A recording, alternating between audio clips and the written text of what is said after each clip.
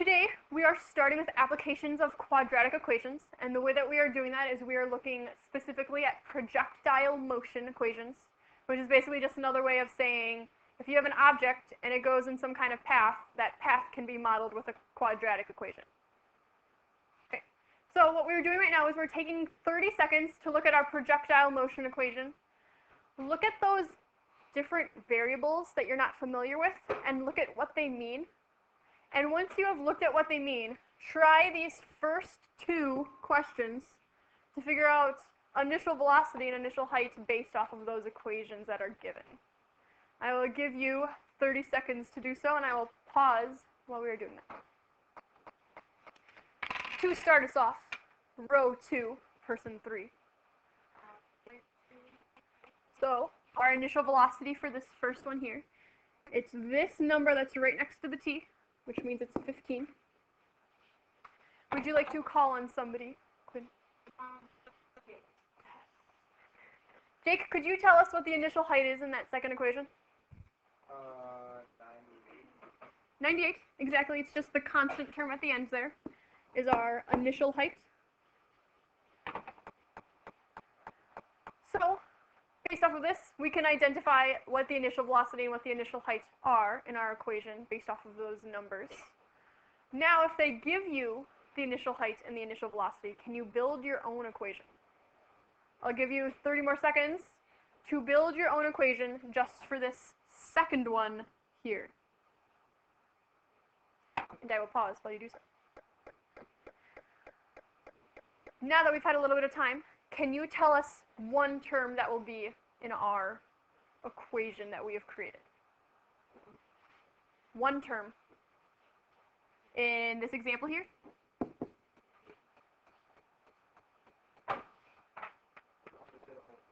Yeah, you can do the whole equation.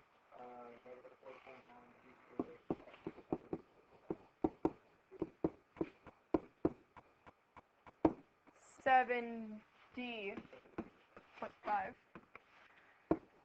Forgot the 0. Okay, so here we know that we have an initial velocity of 70.5 meters, so we put it right next to our t. But what happens to our initial height? If we're starting from the ground, our initial height is just 0. So that's like saying we just have plus 0, except you don't have to include a plus 0 because it's just 0.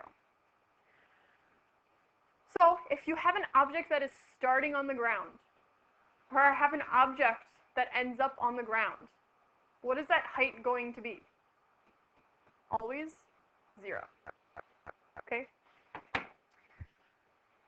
So we know how to identify different parts of our equation. We know how to build an equation based off of what they tell us, or what we know. So if we look at the equation they give us in this example, take 20 seconds to read this and figure out what we want to solve for. And then once you've figured that out, highlight what we're trying to solve for, and then write the variable you think represents what we're trying to solve for. I'll give you 20 seconds, and I'll pause. Row 5, person 6, comes back up to you, Parker. What is one thing that we're trying to find? Okay, so when the object will obtain some height. Parker, would you like to call on someone? Row 2, person 6. Ethan, what is another thing that we want to find?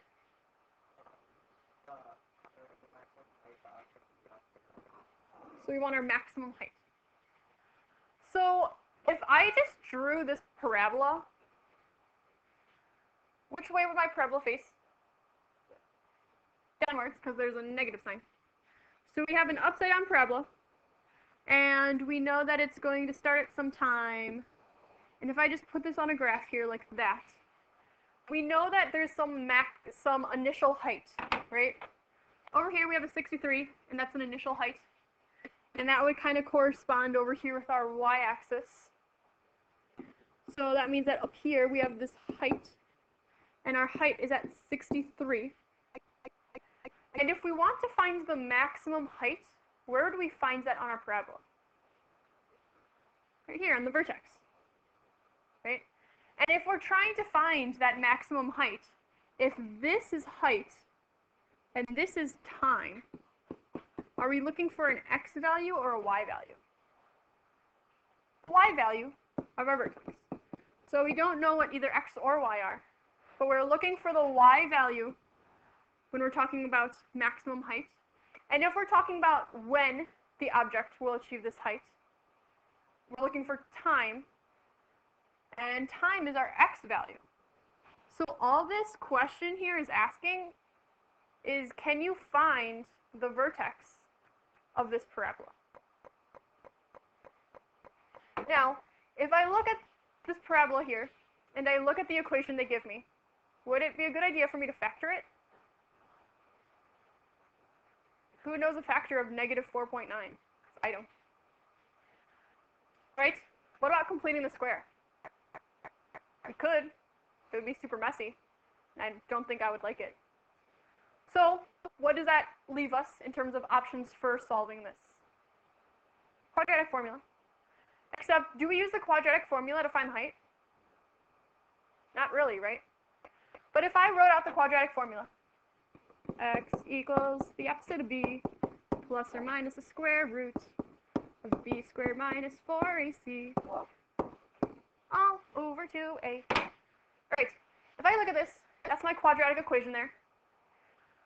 But I want to find the vertex. How do you find the vertex if you have something that's in general form right now? Turn and talk to your neighbor. How would you find that? Turn and talk. Turn and talk.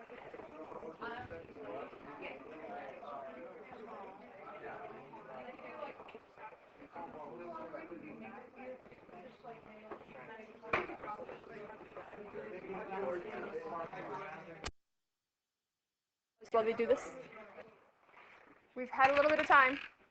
Row 2, person 5. Audrey, do you have an idea of what we could do to find the vertex? Plug in the front axis solution we have together. Okay, I love the axis of symmetry idea. If we are in the general form and we are trying to find the axis of symmetry, do we have an equation for that? What is that equation? Negative b over 2a. If I had a parabola on a graph, and let's say that the vertex was right on the x-axis like this, what would my discriminant be equal to? 0. So if I go up here to my quadratic equation and I put 0 in here, that crosses all of this out. What am I left with? Negative b over 2a. Wait, isn't that what we use to find the vertex always? Isn't that crazy? It all connects. So that is the reason why we can use negative b over 2a to find our vertex always, is because of this special case. Okay? So we can use negative b over 2a to find our axis of symmetry. If we do that here, take a few seconds, we have x over negative 55 over 2 times a, which is negative 4.9. And if we simplify this, we end up with negative 55 over negative 9.8. Does negative 9.8 look like a familiar number to anybody? What do you think, Hayden? It's acceleration due to gravity. That is not a coincidence either. All right? So the reason why up here we have this negative 4.9 is because that's our component of gravity. That is actually half of gravity. And that is why it is in that equation, and that is why it will never change whenever we're using this equation. Okay? So, if someone could put this into their calculator really quick and tell me what they get for this vertex. 5.6. Thank you. So we have 5.6 plus 5.6 what? We need some units. Is it chickens? I know. It's British thermal units, right? No. It's degrees Celsius? No. It's seconds. Thank you. All right. So remember, our x value for these problems is just time, or t. So that means that our units here would be seconds, and we have 5.6 seconds. All right, we have the x value, though, but we have the x value here. So this x value, or our time, answers this question of when, right? So this 5.6 tells us when, but we still need to know what the maximum height itself is. So if we're looking for the maximum height, what should we do now? Plug it in, exactly. So from our equation up here, take a few seconds. We have a time now, and we want to find the maximum height. So if we substitute in 5.6 seconds for our time, what do you get for your height? Take a few moments. I will pause while you work on that. All we are doing now is we are finding the maximum height. So we found the maximum height by substituting in 5.6 for our time, correct?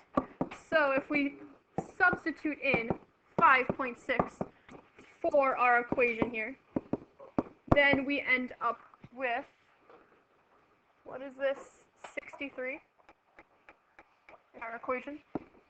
Then we end up with row 2, person 3.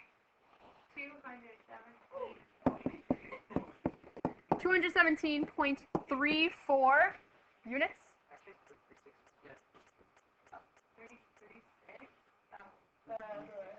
Units.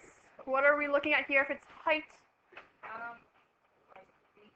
Feet, inches, meters, miles, something, right? We'll go with inches, like you said before. Or feet. We can go with feet, whichever one, okay? So we found the height.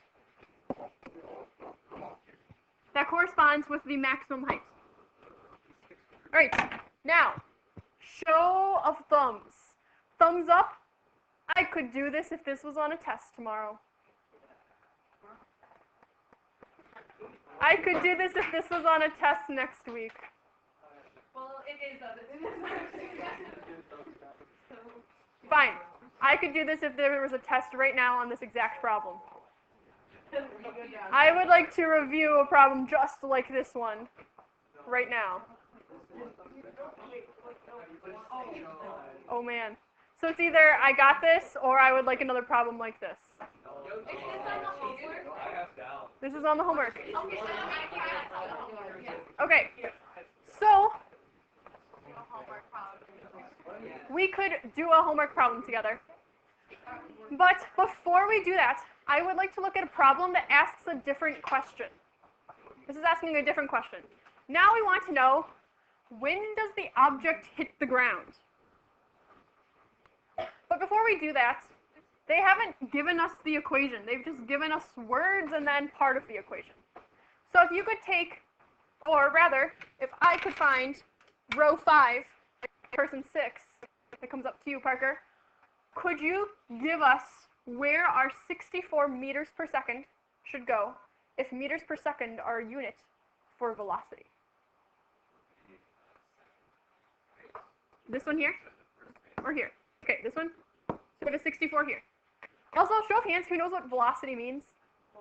Alright, velocity, it might just be some word you might have maybe heard, but not really heard. But, yes, velocity is basically just another word for speed. Okay, I was trying to come up with some kind of connection to cars where he's like, speed. I am speed. That's what velocity is. Okay? So, not the Flash, but cars. Lightning McQueen. Yes, Hayden. Yes, and velocity is also a vector. But at this point, we are going to oversimplify and say velocity is speed. Okay? So if our 64 goes here, what goes in this next blank? Parker, would you like to use the dice or call on someone? Yeah, or you could just say it. 80. So our initial height goes in the second blank, so that's just 80. So now we have our equation, and now we want to figure out when does the object hit the ground. If we want to know when the object hits the ground, what is the height when the object hits the ground? 0, right? And since we're looking at meters right now, and time in seconds, that means that we have a height of 0 meters. And so if I just say 0 meters is equal to negative 4.9 t squared plus 64t plus 80, and I wanted to solve that out, I would get, how many different times would I get? Show however many you think with your fingers. 0, 1, 2, 5, 8. How many different times are you going to get if you solve this equation right here? How many different times are you going to get? I'm seeing 2 from the majority of people. Because this is a quadratic, that means that we have a t squared, so we are going to end up with 2 different times. Is this object going to hit the ground at 2 different times? Probably not. So if you look at this and you say, I want to solve for time, how are we going to solve for time?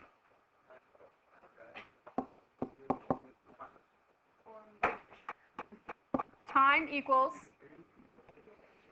negative b, negative 64, plus or minus the square root of 64 squared minus 4, negative 4.9 times 80, all over 2 times negative 4.9. Okay, keep on singing there. That was a bit too hard for me. I am not a professional singer. So, take a few seconds, figure out what that is, find the 2 times, and then figure out why you got 2 times, and whether you can pick one time over the other. And I'll pause while you do that. If we look at a person in row 4, person 3, is there anybody here today? Or? Okay. Yeah, that's right. Okay. So, Avery, could you tell us just how you simplified this? All right, everyone. All right, everyone. Coming back together. Can you tell us how you simplified this?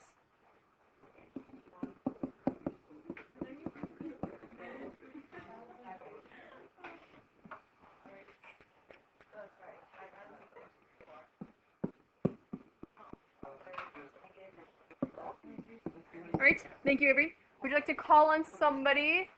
Actually, at this point, here's something that you might never have seen before and don't know what to do with it.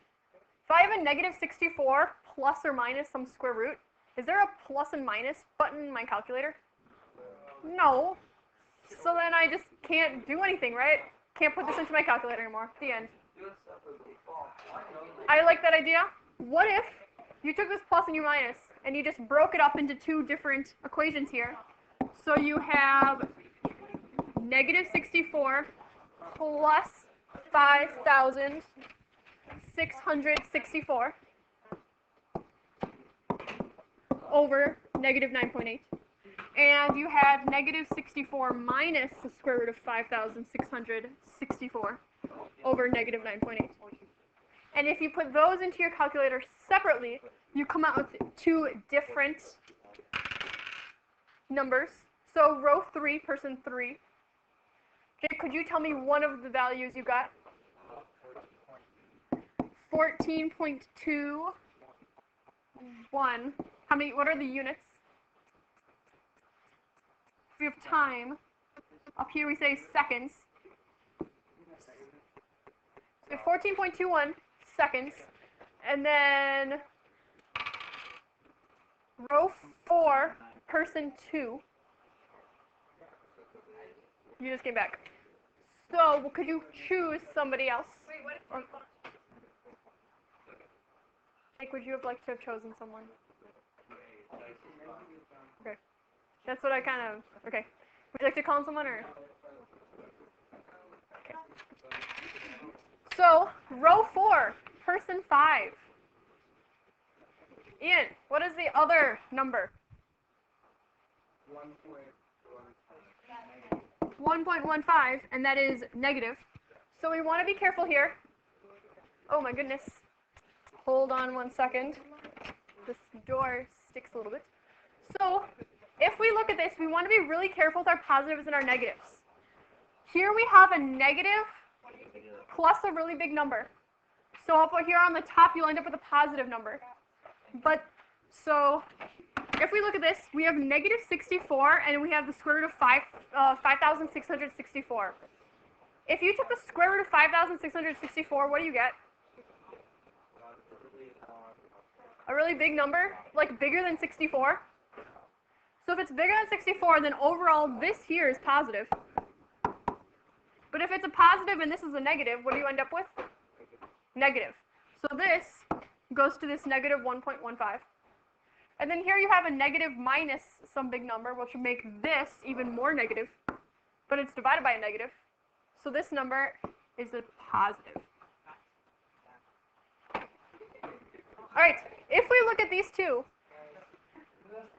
and we want to find when the object hits the ground, is the object going to hit the ground negative 1.15 seconds before we threw it? Unless you have a time machine, and I do not have a time machine yet, so I do not expect any of you to have a time machine yet. So, I would just cross that off, and if I look, your time is just 14.21 seconds after you hit the ground. That is incorrect. Okay, just one more. I just want to set this one up, and then we can look at homework, all right? I just want to look at this bottom one here when it says, when does the object reach a height of 5 meters? Okay? Before, when we said, when does our object hit the ground, what did we do? We said we have something with t negative 4.9 t squared and some other stuff. And then what did we put on the left-hand side? 0 when it hits the ground, right? But now our height is at 5 meters. It's not going to hit the ground. So instead of putting 0, we put a 5. And then if we put a 5, and we fill in the rest of this equation over here, we end up with plus 15t plus 2 on this side. And all we do is we just plug in these numbers as a, b, and c into our quadratic equation and solve. Except we only use the quadratic equation when we have our general form equal to 0. So what do we have to do first? So if we just subtract 5 from both sides, we will end up with 0 on one side, as we want before we put it into the quadratic equation. And then we'll end up with 4.9t squared plus 15t minus 3. And these will be our a, b, and c terms. Okay. From here, it's just the same process as we did last time, so I'm not going to spend too much time on it. I would, however, like to look at the homework. The homework is not a quiz. As I promised, there is no quiz. It is instead a worksheet, and the homework solutions are posted as well. So if you look at that homework, I'm going to pull it up in a few seconds here. If you look at this, there are 4 questions total. Okay? 4 questions, but there are a lot of parts to each of the questions, right? There's like E for the first one. So there's like a lot of questions, right? So would you rather have a question about a golfer or about an egg? An egg? Okay, let's do this as a democracy. Raise of hands, I would like a golfer. All right, raise of hands, I would like to talk about an egg. Or I would like to solve a problem with an egg.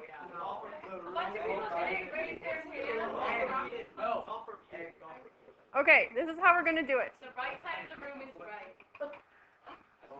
Technically, this is my right. How about let's do this? Between the two, choose one of them to do. Okay? You either have to do the first one or the second one. They're the same amount of work, they're the same questions. You should just roll the dice deeper. I think that I'm going to allow you to choose which one you would like to do. The solutions for both are up, so it really doesn't matter. Are we just doing the one? So you are going to do either 1 or 2, and then you're going to do both 3 and 4. Okay?